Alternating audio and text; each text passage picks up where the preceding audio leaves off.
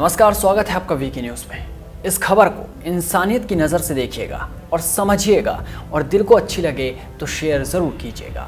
मैं ये क्यों कह रहा हूँ ये आपको अंत तक पता चल जाएगा, क्योंकि ये कहानी ही कुछ ऐसी है।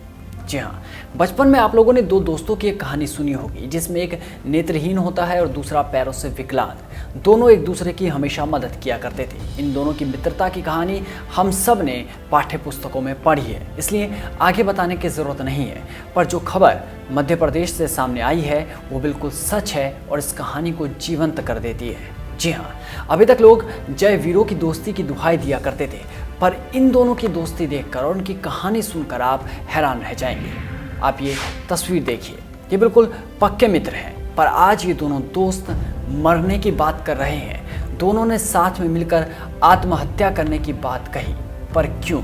जो दोस्त एक दूसरे के साथ जीने की कस्में खाते थे, आज वो मरने की बात कर रहे हैं।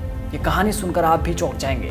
दरअसल दोस्ती की ये कहानी है मध्य प्रदेश के खरगोन की, जहां दो दोस्त एक दूसरे का हाथ पकड़कर कलेक्ट्रेट ऑफिस पहुंचे। कसरावद विकास खंड के पीपल गोंड के रहने वाले दोनों युवक अच्छे मित्र हैं और कमाल की बात यह है कि दोनों दोस्तों का नाम सुनील है। एक सुनील नेत्रहीन है, जबकि उसका दोस्त सुनील गांगले पैर से दिव्यांग है।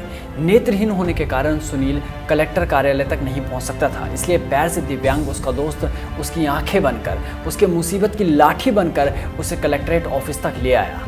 दरअसल मामला यह है कि अब इनका घर उजड़ने वाला है। ये दोनों बेहद ही करीब हैं। हाल ये है कि नेत्रहीन सुनील की मां अर्धविक्षिप्त है, उसका भाई बहरा है और तीनों एक छोटे से झोपड़े में रहते हैं। और अब कसरावद तहसीलदार ने झोपड़ा तोड़ने का नोटिस सुनील को थमा दिया।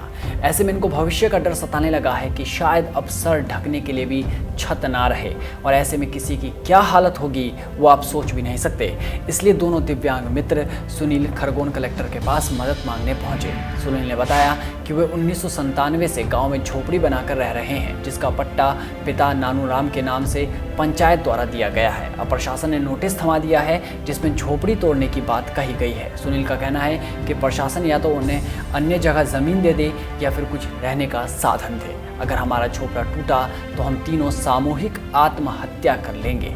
सुनील ने बताया कि मैं, माँ और भाई दिव्यांग हैं और भीख मांगकर ही गुजारा होता है। पैरों से अपाहिज सुनील का कहना है कि उसका दोस्त सुनील और वो हमेशा साथ में रहते हैं। जब भी ज़रूरत होती है तो सुनील मेरा साथ देता है और जब सुनील को ज़रूरत होती है तो मैं उसका साथ देता हूँ। पर आज दोनों मित्र चिंता में डूबे हैं। तो अब देखना होगा कि जब ये खबर मामा तक पहुँचेगी तो वो क्या फ़ैसला लेंगे और कलेक्टर साहब क्या फ़ैसला लेते हैं। क्या उनके अंदर की इंसानियत अभी बाकी है? जी हाँ, ये खबर आपको कैसी लगी ये कमेंट बॉक्स में बता सकते हैं, और अच्छी लगे तो शेयर करना ना भूलें। नमस्कार।